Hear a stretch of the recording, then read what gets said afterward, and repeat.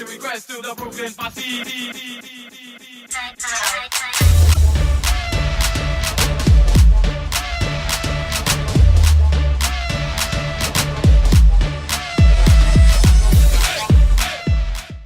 Hello and welcome to the Fitz and Healthy podcast. I am your host, Dr. Lauren Fitz, and today I have a special guest in the house with me that most of you guys know. And I want to welcome my Facebook friends. Hello and welcome to the Fitz and Healthy podcast. And today we have a very special guest in the house, Mr. Caleb Marshall, also known as the Fitness Marshall. What's up, my friend?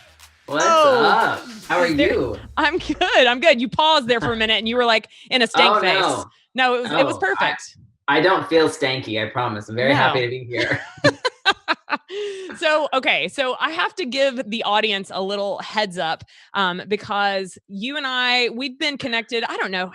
How long ago was it when I reached out to you? Because do you remember when I reached out to you? I absolutely do, because I remember before I started the YouTube channel, I was like looking for inspirations and I saw all your videos and I was like, wow, like one day, like I want to do something like this. And then I started the channel and then you sent me a Facebook message, this like long, like thought out message, and just we're having a lot of internet issues. You're splatchy. Oh no. I know. Say that again. It's all good. This is not the first time this has happened. When we interview guests from different locations, sometimes the internet is shoddy and sometimes it isn't. But I did send you a long message. I remember that. I'm back. Okay. Wait, what happened? I don't know, because you just like totally like Where did it robot stop? out. Where did it stop? You were telling about the message, the long thought out message that I sent you. Yeah. And I don't do this for everyone, just for the record, guys. Thank you. No, it was so sweet. I'll never forget that. That was like, it gave me so much inspiration and like validity, validation. Yeah, validation. To like keep doing what I was doing, and that it was good. Because I mean, when someone I looked up to so much like reached out, I was just like, wow, that was really cool for you to take the time out of your day to do that. Yeah. No, I was telling my fans on social media today that, you know, when I saw you, because, you know, there's a lot of talent,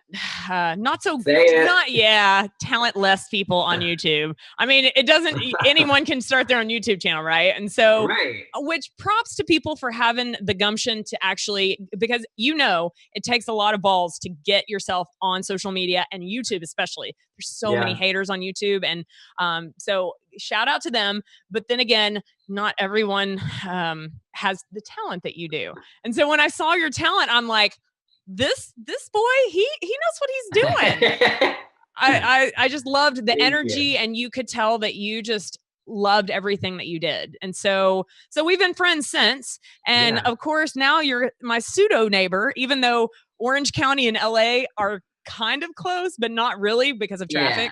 Yeah. How far are they? It's like, you guys don't, I learned like since moving to LA, you don't go by distance, you go by how long it takes, how like the time.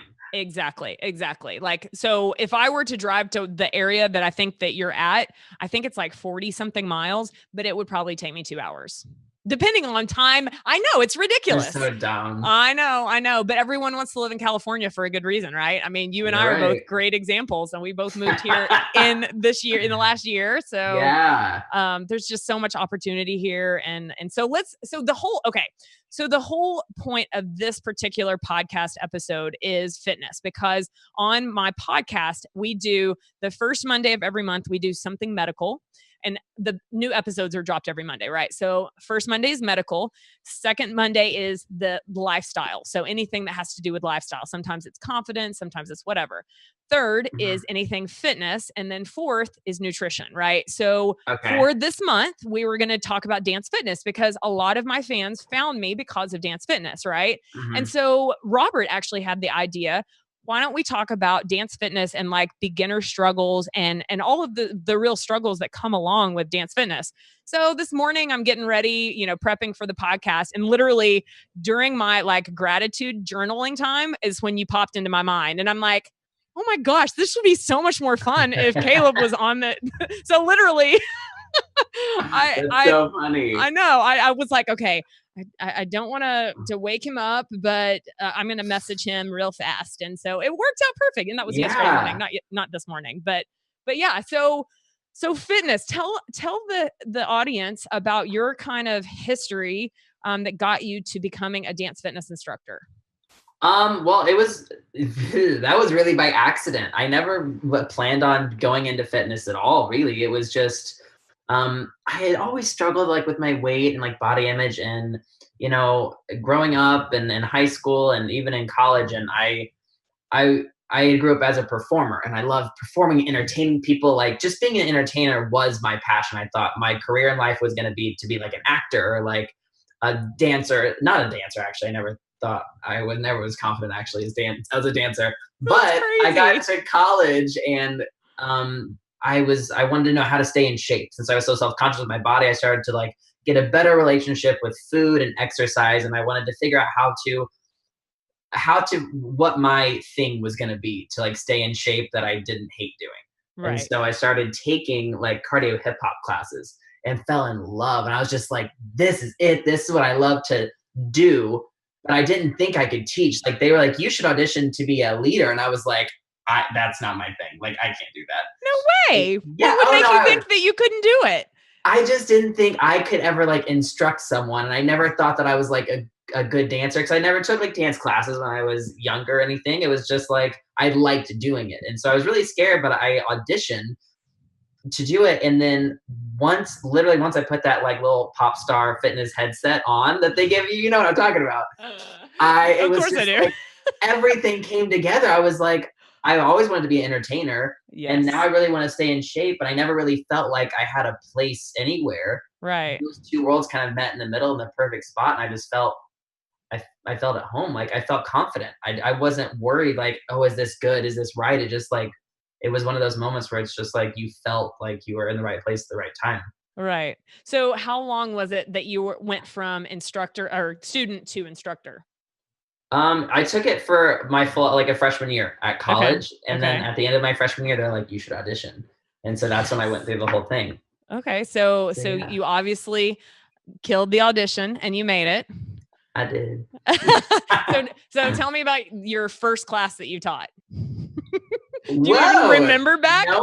No one's really, I remember the very first, you know what? I don't remember the very first class I taught, maybe not, but I remember one of the first because I just remember there was like 120 people packed into this like gym room and like the capacity is like 100. So kids were like trying to get in. So it was just like this incredible energy. And I was like teaching and I just felt like I was just bouncing literally off the wall, like doing cartwheels. I wasn't even getting tired because I was so excited.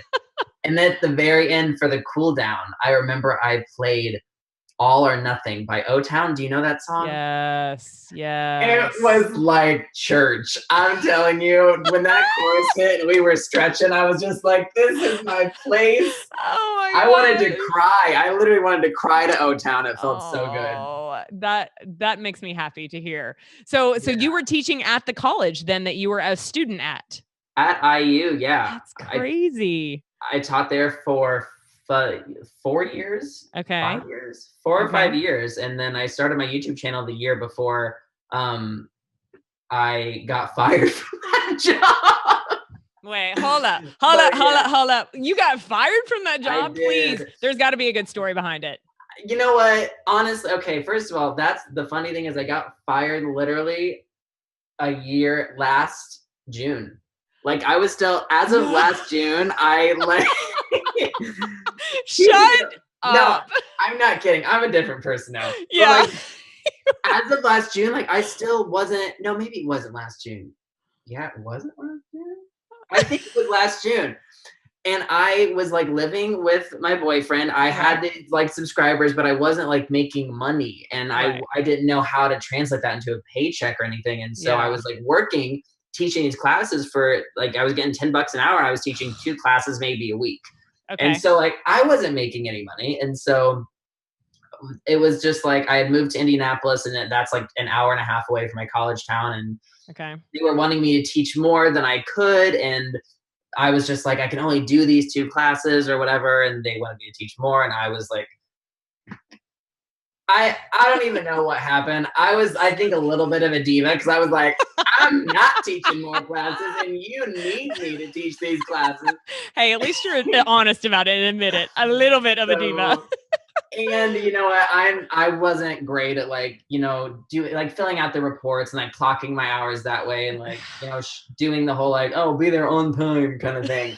So, like I just wasn't meant to work for someone else. I just wasn't.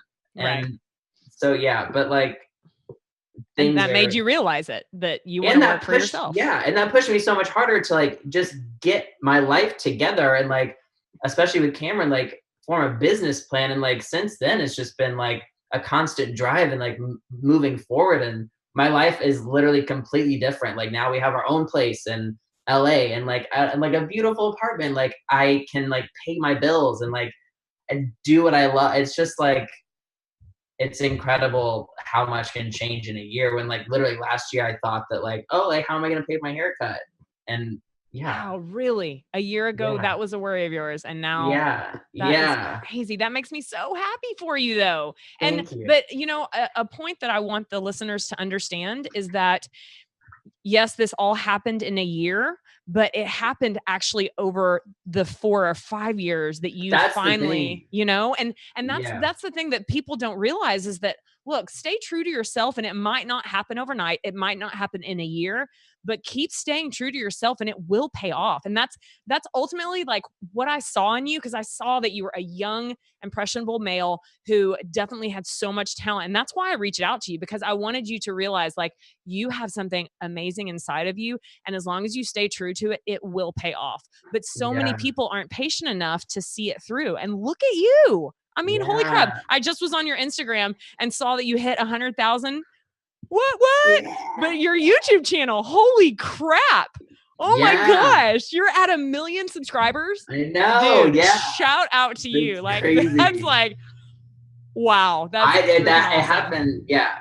And that's the thing I think about too. I mean, it took me 3 years to hit 1 million, which seems like super short. I was about to say that's actually really fast. It really, that's really fast. But like, even beyond that, because I mean, like with my videos, I don't make money, and I know you get that too, because you don't make it either. Nada. So it's just like, just starting the YouTube channel. It's not like, oh, this happened in 3 years, like you said, because 3 years before, or 2.5 years before starting that YouTube channel, I was like starting out teaching. Like this has been like I think it's been a 6 year. No, it's been 6 years, a 6 year process. So like, the YouTube channel is only half the story. It's like everything working up to that point and knowing who I was before I started putting myself on the internet. Exactly. So building that brand. So let's talk because I'm sure that you get probably even more people reaching out to you with that same question. I'm thinking about starting my own YouTube channel. Are there any pointers? So this is a great opportunity to speak to, I know I have pointers, but I want to hear yours first. Well, I mean, I think what you were saying is really hitting the nail on the head. It's just being patient and putting out consistent content, like having a brand and then putting out content that people recognize every time they go to your page. That's what keeps them. Because when I watch my favorite YouTubers, I know what kind of videos they're going to post, and that's why I go check their channel. And so it's just giving people something that they're going to recognize, be familiar with, and something that's authentically you. Because if you're doing something that someone else is doing and trying to keep up with the trends, then you're already behind. So like, just do you, and it's going to be better anyways, because then you'll just not be another number in a sea of people who are trying to do this. All do the same thing.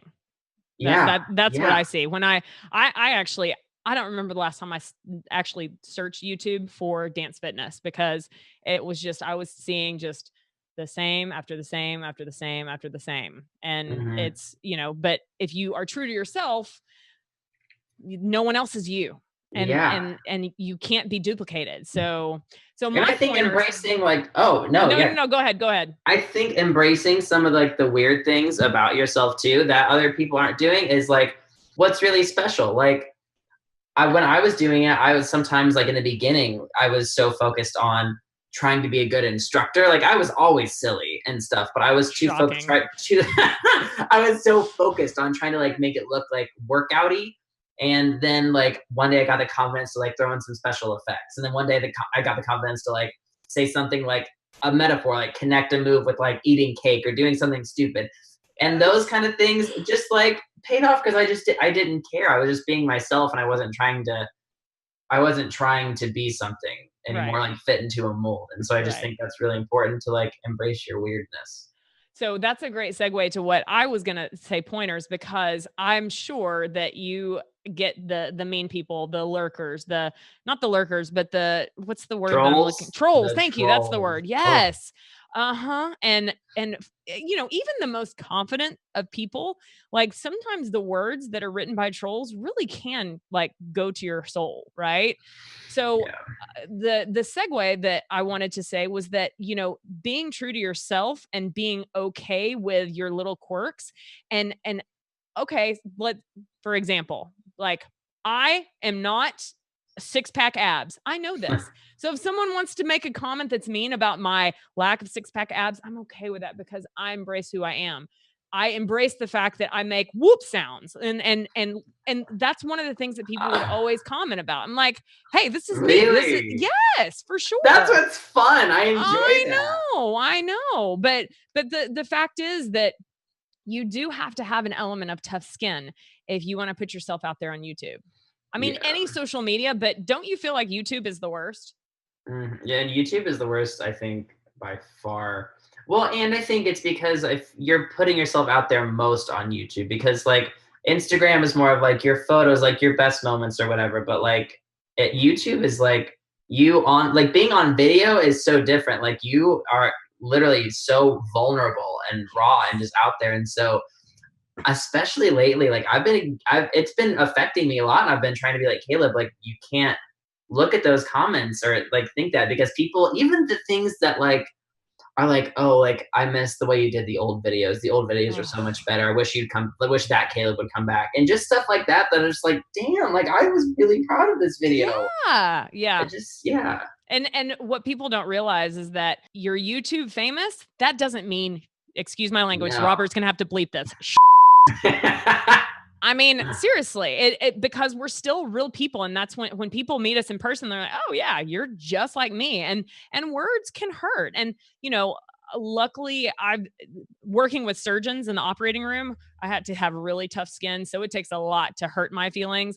But I mean, I definitely will get comments like, oh, I miss your old stuff. And part of me is like, then go watch the old stuff. Yeah. You know? Yeah, good. I'm glad you like it. You can't please everyone. And, you know, this morning I did a live broadcast on my personal Facebook page about the struggles of a new instructor and those insecurities in building a new class. Now, it doesn't sound like you ever had to go through building a new class because you were at a college that was already had a ton of students. So I did that, and no, I did before I started teaching at the college, like I got trained at college and then I went home for summer break. And so I started a class in my community art school and I called it Club Cardio. Like it was supposed to, that it's like Club Fit. Yeah. So I called it Club Cardio. And like I begged people to sign up, like, and it was just like my local small town. So like I would do classes with just like 5 people. Some days if I like got all my friends, I'd have a class of 15 or 20 and I was on like cloud 9, like 20 people, baby. And I did that for every summer I went home. I would go back and try to and keep that class going. And I would sell my classes for a single pass was $5. And then if you bought 6, I charged $1.25 per class. Nice. Because I just wanted people to come. Yeah. And I could always count on my grandma to be there. But I mean, love that woman. I don't know if that's segueing into but you're saying, but yeah, like building a class is. Yes. No. And so you can relate to, you walk in and there's only you can count on one hand how many people are there. Oh yeah. Yeah. So literally I just started teaching. So, and you know, this happens anytime you move to a new place. Have you found a place to teach in LA, by the way? No. Okay. Well, so right now things are like all over the place. I feel like I'm just trying to like get my footing, but I know. I feel like Equinox is probably annoyed with me because I'm traveling like every other week. I'm like, I'm sorry, I need another sub. Yeah. But you know, the struggle, like, okay, I just got hired to teach Club Fitz at a yoga studio. So it has only yoga, but they want to do different things. And so they were like, oh my gosh. And it's a heated yoga place. Mind you. Yeah. I thought you're not getting Club Fitz heated, are you? Well, they turn the blowers off, but you walk in and it's still hot. I know. I know. I Oh, no. I literally, it was my second class yesterday. And last week, my first class, I had 2 people. And this week, I had 2 people. I know. But the struggle is real when you are at a new place, and especially, a place that has never heard of you. Like, you have to start over again, and you have to get over that ego. Hard. I know. Oh my gosh. Right. I would be like, I remember going back and I'd be like, 150 kids are lined up an hour before the class at college, and you won't even come to my $1.25 class.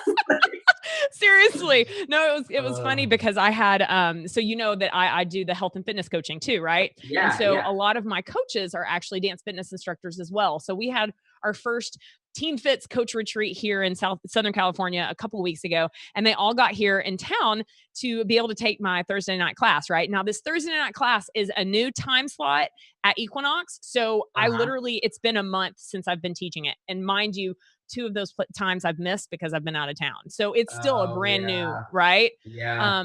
So I walk in and they are saving their spots, and I'm like, oh, it's like old times, because that's what I've been used to. But it's not like that at Equinox, which is cool. But like there's that element of, okay, get over your ego, and that's so hard. That's so hard. It really is. Because I think that a part of if we're true to ourselves, part of the drive of being an instructor is your ego, because you're front and center. And I mean, we're both entertainers. Like, I think I might have met my match with multiple facial expressions in you. I'm not even kidding. Because I'm sure. Yeah, no, I'm sure that you've been told by photographers at your master classes, like, I've never seen so many freaking expressions from you. Like, there's not just one. I watched your videos, and I think it was like a Fergie video. It might have been LA Love or something. Yeah. And it was LA Love. And I was like, look at her fierce faces. Oh my gosh. Staring into my soul. So right. No, so amazing. Right. But I mean, I think that those of us that are natural born entertainers, I never wanted to be an actress. I always wanted to be a dancer. Like, when I was little, I wanted to grow up and be a backup dancer for Janet Jackson. Like, your person is Britney Spears, mine is Janet Jackson. Oh my gosh, I wanted to see her so bad. She was in the Hollywood Bowl last week, and it was sold out. Are you serious? Yeah. Okay, so we need to make a pact. The next time she comes around, you and I and Cameron need to all go together. Can we make a pact right now? Yes. Because she's when is she gonna tour again though? Like, I feel like I missed her. Now she's gone. Well, no, well, I was in med school the last time that I went to her concert. Yeah, it was longer than 10 years ago. I know. No, but I've, there's definitely a performer in me and you, but that doesn't come natural to a lot of fitness instructors. So to the fitness instructor that has your same story of, okay, you find, and it's typically dance fitness, you find it and you're like, oh my gosh, I love it. And of course, that natural progression of coming from the back row to the middle row to the front row to people saying, you should teach. Yeah. What kind of advice do you have for that person that is thinking about teaching, but has never performed and never been like, because it's different when you're teaching. I mean, you can rock every single song on the front and center as a student, but then you get up and you teach, and it's a whole different world. Yeah, that's why I was so scared to do it. Right? It's just like, there's no one encouraging you. There's no one motivating you. You are the motivator. You are it. Right? Yeah. So what kind of advice do you have for that person? Oh my gosh. That is what would I wanted to tell myself? I mean, I think the biggest thing is just to not overthink it. Because when I was going through the training, I was like 5, 6, 7, 8, up, down. And it's just like, when you let loose and just like unleash your inner super diva pop star, like, it'll come to you. Like, don't worry if, like, you need to like have rhythm, like, you need to be able to like hear music, but also the more, I feel like the more you think about it, like, the more like unnatural it seems. Yeah.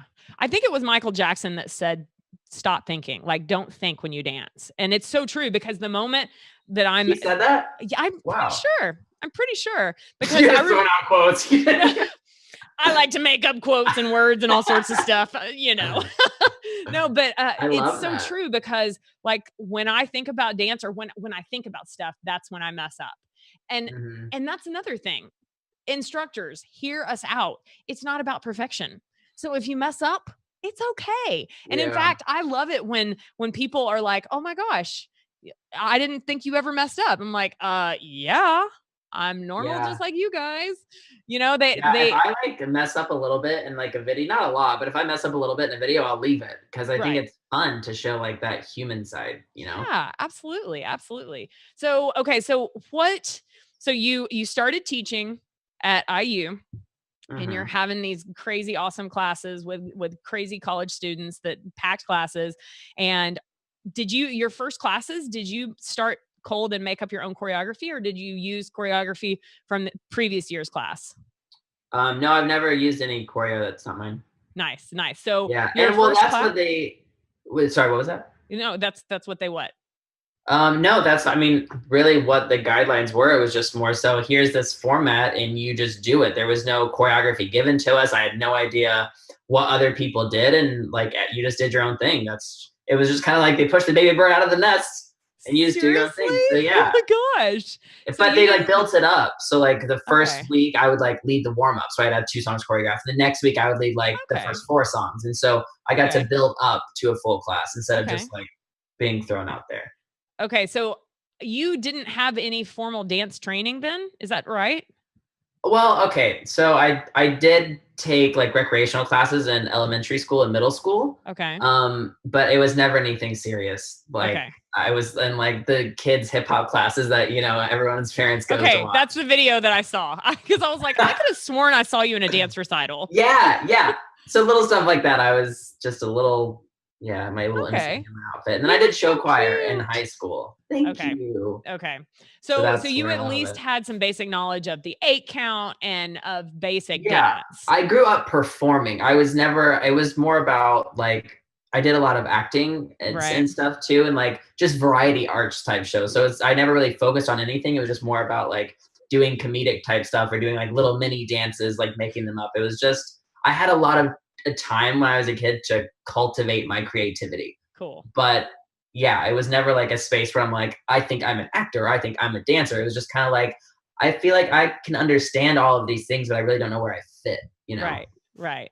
Okay. So you're getting ready. The first class that you teach, you have four different songs that you're going to do. So how long did it take you to do the choreography for those? You know what? I don't even remember because it's so different. Like even now, it's like, it could be, I could hear a song. I remember like I heard Starships or something and I choreographed that in like 30 minutes or something. And then like, there's another song where it'll take me like literally days and days where I'm just like, this move doesn't flow right. And this isn't fun enough. You should be sillier. Like, and I feel like the more you do it too, at least for me, the more I got in my head about it. Cause then like, I was like, oh, people like this. Like, oh, my subscribers are growing. Like, I need to make sure I keep doing what they like. So then I would find myself like going back to old videos and trying to like recreate things. And then it just like, it didn't work. And then I didn't feel the spark that I had when I was doing it just for fun. Like I didn't care if people watched or not. Cause I was just, you know, putting videos on the internet.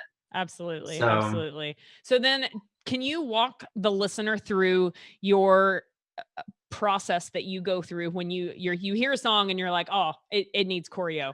What's your process? Because we all have different, like mine compared to Kelsey's totally different. So I'm interested to hear what your approach to a song that you're about to choreograph is.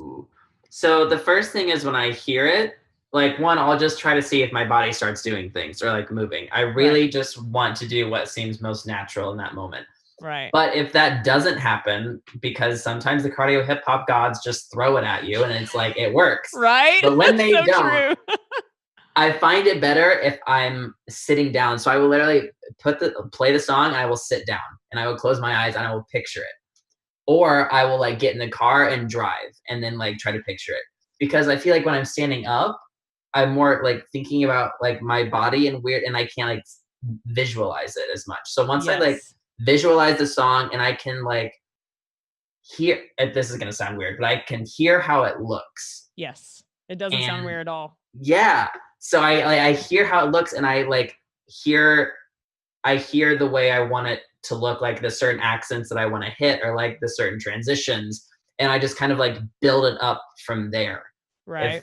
So then it's just, and I try to make sure everything has like a special signature thing that's just like fun about it, or like that's more memorable. So like if it's usually the chorus is where I'll try to throw something in, or just like maybe the bridge or the breakdown, just something that like I want there to be a variety throughout the song. I want there to be sections that are dedicated to like not going so hard so that you can go harder, sections that are dedicated to maybe breaking down like a harder part. Right. So it's all definitely a process, because I really try to get in my head and picture like my grandma being able to do it, and being able, like a dancer being able to do it and like have fun with it. So it's just like, it's a whole thing. And sometimes I just don't think about it much at all, and it just comes to me. And then other times I really like try to think it out. So do you always start with the chorus, or is it different for each song? No, I really just, it depends really on the song. Like if the chorus is like, I'm hearing it, my body starts moving, then sure, I'll start there. But I'll just usually start from the beginning, just kind of see where it takes me. No, that's actually such a good point, because it's been almost 2 years since I stopped practicing medicine, and the hospital that I practice at, it was a good 25-minute drive, which I realize to the California friends that I love, that's nothing. 25 minutes is like down the street, but that was a long drive in Oklahoma, right? So I was in the car for almost an hour every day, and most of my choreo would be car choreo. And people don't understand that, but I think that the visualization part is probably the most important part for me, for sure.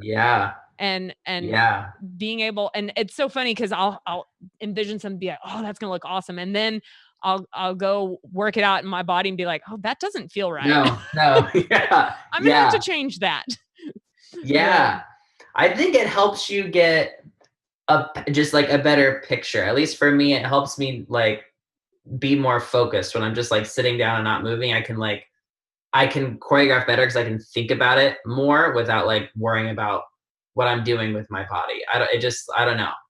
It's focused. It totally makes sense. So speak to the young dance, or not young, it can be any age dance fitness instructor that wants to start their own YouTube channel because they like to do their own choreography. Now, granted, a lot of people use both of our channels because they don't like to come up with choreo. And this last section, they're like, right? Because they know that they're not going to come up with choreo, right? But let's speak to the person that we're speaking to right now, the one that, okay, I've got choreo. I know I can do this. I've got some good stuff. I want to put it out there on YouTube. What are your advice pieces for them? As far as, wait, what do you mean by that? Like, well, like what are some of the things like video wise that would help? Because that's one question I always get is, okay, what kind of equipment do you use, and what kind of software do you use to edit and all that kind of stuff? Because I know I started out, I mean, and granted, I hired Robert because I don't have the mad video editing skills that you do, because yours are mad awesome, I have to say. Thank you. Well, that's the thing too. It's that's what's so hard about doing a channel too, is like you can have all the talent, but like producing videos is not easy. First of all, like it's equipment isn't just laying around, and like it's very hard. It's a process. It's a whole other thing that you have to be willing to commit to. So I think the biggest thing is don't freak out about it in the beginning. The important thing, I think, is just starting somewhere. Right. And so right now, I think everyone watching this probably has an iPhone or a phone. Yes. That works. It may not look the best, but that's okay because you're just starting out. So this is your time to like learn the ropes and put your content out there. I feel like a lot of people don't take that step because they compare themselves to other established channels and they're like, oh, well, mine's not that good. Absolutely. But nobody's is that good when they start. That's the whole thing. You get there. Like literally just this year, 3 years into it, I got like my first like really nice, like expensive camera. Right. And so, but like for 3 years, and granted, like someone had bought me a camera before. And so I was just using that. So it was just really using. And then before that, I was like renting out equipment from my college and using it for class. And I was not allowed to use it for videos at all. Like that was a big rule. And so I just like found out how to make it work. But I think just, oh gosh, video wise, it depends on what your brand is. So like me, I wanted to be able to talk through all my stuff. So I had to figure out how to wear like a lavalier microphone. So I like have like a little wireless mic I wear every time. And so I'll do the whole song and I'll like keep the song kind of quiet when I play it and record it. And then I'll just sync up that like mic track and then overlay like the master track onto the video. So it kind of feels higher production value. So that was just like a choice I made. But if you aren't tech savvy, just everyone knows how to record a video and upload it to the internet. And I think that's the most important thing. And so you can learn, it's just like, I'm learning every day new things. Like in the Thriller video I just put out, I just literally have been like teaching myself how to put in those little fun animations. So it's those just were like so much fun. I mean, I literally like, I'm watching this because Robert had watched it and I'm like, I haven't watched it yet. So as we were waiting for you to get on the call, I was watching it and I'm like, I can't even. I can't even. So yeah, it's just like, it's really not psyching yourself out and just kind of like looking up. I think looking up to other people and like seeing what you like is awesome. Right. And then just figure out how to get there eventually. Right. But just kind of do what you can where you are. But one point that I do want to make is that it doesn't just happen by osmosis. You've put a lot of time and effort and work into learning these video skills.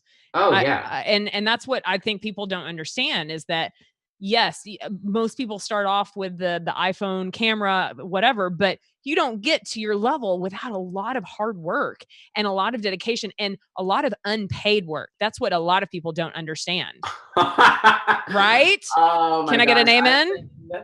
I literally have been editing videos since I was like probably 10 or 12 years old. My parents got me like a laptop and like a kid's camera. And I've been teaching myself how to make videos since then. And so that's awesome. That's just all I've done. And so shout out to your parents, dude. I know, right? Parents. Yes. It was so cool. So I've had literally 10, 12 years to practice video editing. You're such a baby. Get good at it. So like, yeah, it's just, there's so much more time that goes into things than people realize. So it's like, you have to also be willing to do that. You can't be like, I want to be a famous dance teacher and like, just make a channel. It's like, are you ready to work is my question to you. For real. With no guarantee that you will ever make money from it. Because the reality is to be able to do what you and I have done doesn't happen to most people. But we're both every day I'm hustling, you know, and it doesn't come without the hard work and the hustle. And that's what I want people to understand is that I know just because, and I mean, I haven't even put near because I hate the video editing part, to be honest. Yeah. I mean, you can look at my videos and tell that, like, I just can't stand it. And that's why I realized like, I'm going to pay someone to do this because I don't enjoy doing this. But the fact that this is your passion and you've been doing this since you were freaking 10 and you keep getting better at it, but it comes with time, effort, and dedication and hard work. And so, but it pays off. Yeah. And it's really too, it's like you said, there's no guarantee. So when I started this channel, it wasn't out of, oh, hey, I want to be super famous and super whatever. It was just like, and at that time of my life, I was going through a really hard time. And so that was like, I went through a super bad breakup. And so I just put all of my energy into what I was most passionate about. So all the Fitness Marshal was just a huge passion project to keep my head afloat and to help me see like the beauty in life and to be happy. So that's why I did it, and to share that with other people who are also going through things. So I think it's also, you have to think about your intention and why you're starting it, because if you're starting it just to like be YouTube get famous, super rich and famous, like there's no guarantees whatsoever that'll happen. And that can't be what fuels you, because first of all, YouTube could like decide to stop paying people next year, decide to shut down next year because there's like a new platform. So like, you just have to love what you do and be willing to adapt. And like you said, hustle for whatever opportunity comes your way and just be willing to fight and for everything to be unpredictable. And you have to enjoy, I feel like, the unpredictability of the career in order to be successful. Right. And ultimately, if you're not in it for the right reasons, everyone else is going to be able to detect that in the long run and you're not going to be successful. That's my opinion, at least. So, okay, so let's talk about that, because that's one question that a lot of people have, is because people think that because you've got a large YouTube channel, you're making a ton of money from YouTube. And what they don't realize, like I tell people all the time, I'm like, I don't make money from my Club Fitz YouTube channel because I can't, because there's music on it that I don't own rights to. So you partnered up with one of the YouTube. Well, first of all, right? I reached out to you. I remember, because I was like, "You're obviously making money. Like, how are you doing it, or whatever?" And you're like, you and everyone else assumed I that. was so shocked, right? So yeah, well, I partnered with, I think like 2 years ago, a network called Dance On, right? And so what like YouTube networks do, because I got like emails, I think that's why you reached out to me, right? Because they had. Yeah, because they had reached out to me and I decided not to go with them, but you were contemplating. So I would love to hear what happened. Obviously you partnered with them. Yeah, and so I had gotten messages from other networks. I ended up partnering with one network called Full Screen for like an entire year. Okay. And that was when my channel probably had like 200,000 or 100,000 something. And they didn't talk to me. Like, they didn't care about me. I was literally just, and I didn't monetize, so I don't know what they wanted from me, other than I do know now what they wanted from me. They wanted my views. So my subscribers and views went towards their network.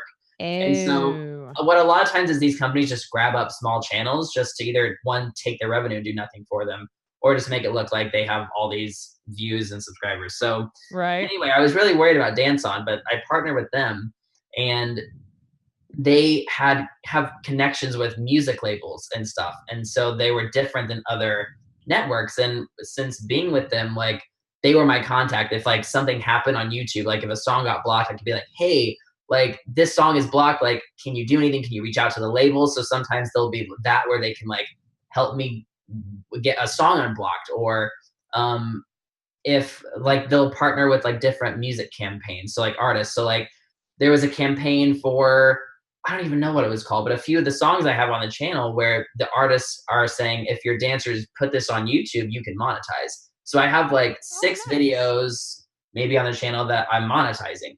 So it's like it's a very small percentage, but it's like amazing to be able to monetize one of those videos. And yeah. So you partnering with them helped make some money, but let's clarify that it's not a lot of money. And you just hit 100 million or a million subscribers on YouTube. Oh no, it's not a lot of money at all. Now, if I wasn't using monetized or copyrighted content, then I could make a good living on YouTube for sure. Yeah. But now you have another YouTube channel, right? Oh yeah, I said, wait, I do? Yeah, my personal channel. I was like, am I wrong? No, I do. Yeah, I have my Caleb Marshall channel. So it's like a lot of vlogs and like me just like more talking to the camera. I'm really trying to like dive in. That's like my new project that I'm really passionate about, because I want people to know the man behind the tank top as well. So you need to have that on a tank top. The man behind the tank top. I love it. So that channel you could monetize because I do. No music, and it's all of your pure 100% content. But that's what I think a lot of fitness instructors that want to start their own YouTube channel don't understand, is they think, oh, I can come up with good choreography like that too, and I can make good money. And guess what, guys? Wah, wah. Yeah. As long as you use music that you don't own, you can't monetize it. What I will say is, and the reason that I am still so passionate about putting all of my efforts into YouTube, is that it's given me a base, and now it's given me a name. So now people, I may not get paid for my videos, but I can go to Denver and hold like a class, and people will pay to come take that class. So it's like, you just have to be savvy about how to do it. So, I mean, if you could, having a following is incredible, because that gives you so many opportunities if you're willing to hustle for it and make something happen out of it. So you just have to know what your end game is and like what you're going to do with a platform that you're building. That's so true. Because if you're just posting videos with no point, it's kind of a waste of your time, honestly. Yeah. But there's a lot of good things. And like, I know that my Club Fitz YouTube channel has led me to a lot of people that are now coaching with me, that are on my team. Right. And, it has opened up an opportunity for this podcast. And, it's so YouTube might not, I mean, I've gotten paid from YouTube for a few things, but it's not enough to pay the bills, especially here in Cali. Just saying. No, not at all. Wow. Yeah. So then, okay. So what about the fitness instructor that has no desire to do YouTube, but just wants to teach a really awesome class in their local hometown? Give that person some advice. You know what? Honestly, I don't think the advice is much, different if you're being authentic. I think if you're wanting to do something in your hometown, and that might be a little bit different because of where you are and the appeal to I guess what people are wanting that area. Because if you're like, I don't even know. Like from a Southern Baptist, Waco, Texas, and you do like feeling myself. Yeah. Yeah, like that might not go over so well, but not like so much. So that's good. All right. And that's the thing too, though. It's just like, no matter what your audience, it's like, you have to be happy with what you're doing. So like, right. I think my advice for that is don't fall into the trap of just trying to please everybody and end up hating what you're doing in the first place. Yes. I love that. Okay. So 3 things that you have changed about yourself, changes that have happened since all of this has happened that you are proud of. You didn't know I was going to put you on the spot for all of these questions, right? Whoa. It's an interview, dude. It's an interview.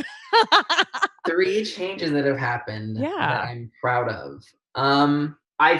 Okay, so one, okay, wait, what do you mean by changes? Okay, like for example, one change that I see in you is that I can tell that you have taken the health and fitness of your body serious. And that change, I'm sure, has happened because of all of everything that has happened with your YouTube channel, right? Yeah, well, thank you. Yeah. You're welcome. Yeah, no, you're right. Yeah, absolutely.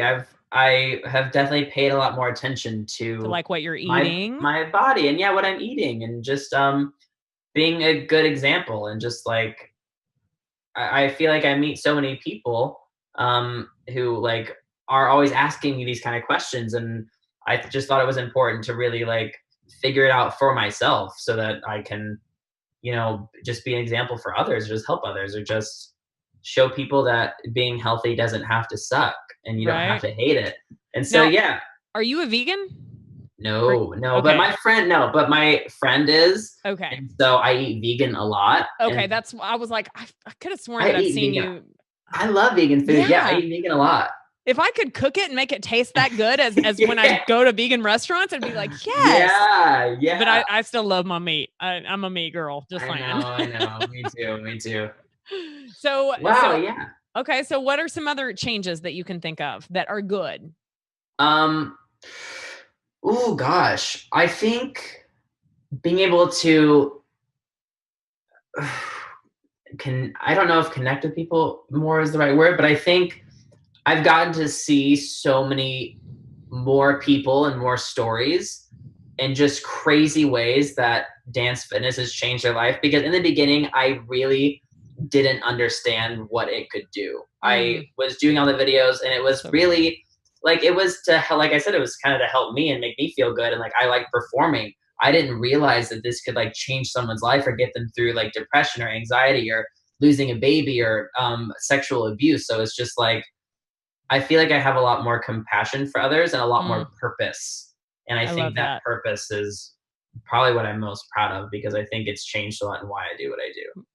Amen. That's so true. That's essentially my story, because it started out being about me, because I moved to Japan and there was nothing there. There was one Zumba class. That's it. And I was just like, this is not going to work. So I literally was like, I'm going to teach just for me. And, it was all about me. And then when I realized like, oh, it's so much more than just me. And I think that that's a transition that if you are an instructor, if that never has happened to you, you probably shouldn't be instructing, honestly, because I've gone to plenty of classes where you walk in and you can tell that it's the me show in whatever class. And that instructor is all about having the perfect makeup and looking perfect and never interacts with her people. And I say her, I can be a he too, but sometimes. Yeah. But the ego it can be a real beast, you know? So.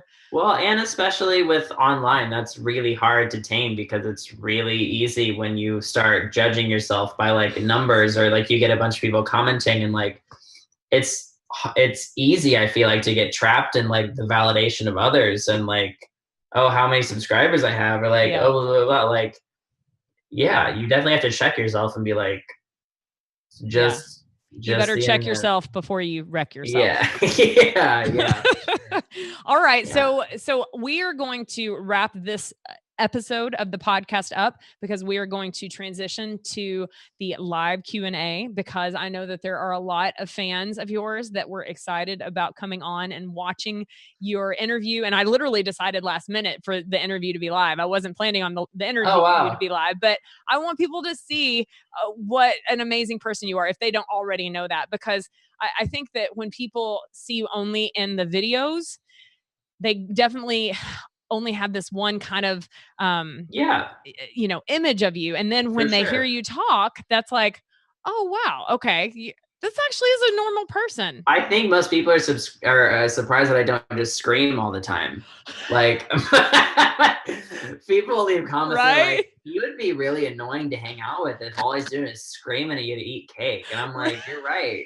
Like, that would be really awful. You're right. But just ask Cameron. I don't scream all the time. No, I'm much more toned down in person. Right. All right. So I'm going to go ahead and end this episode, because every single episode of the Fitz and Healthy podcast, usually my co-host Cinthanie is on with us, but she is sick and she actually has no voice. So that's why she wasn't here today, but she is usually the one that leaves the podcast with this message that you are a good person and that you deserve good things to happen to you. And dance fitness, that I love that. Yeah, that brings truth to the statement much. So thank you guys so much for listening to this episode of the Fitz and Healthy podcast. If you haven't checked out Caleb Marshall, tell them all of the places that they can find you. You can find me everywhere. You can find me on YouTube on the Fitness Marshall. You can find me on Instagram, the Fitness Marshall. You can find me on YouTube, the Caleb Marshall channel, thefitnessmarshall.org if you want to buy tickets to the show. That's all. Freaking love you. All right. Thank you so much for being with me for this interview, and we'll see you guys next episode. Hey guys, one thing that I forgot to mention is if you haven't discovered us on Fitz Friday Live, make sure that you tune in every Friday at 3 p.m. Central Standard Time. Every now and then, there's an exception to the time, but we do it live. We answer questions, we talk about different topics, and we want to have interaction with you, the listener. So make sure that you tune in to the Club Fitz Fitness like page and the Club Fitz Fitness YouTube channel. See you there. Ciao.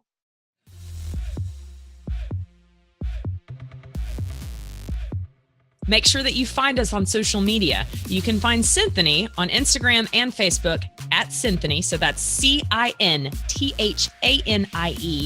and on Snapchat at Cinthanie P.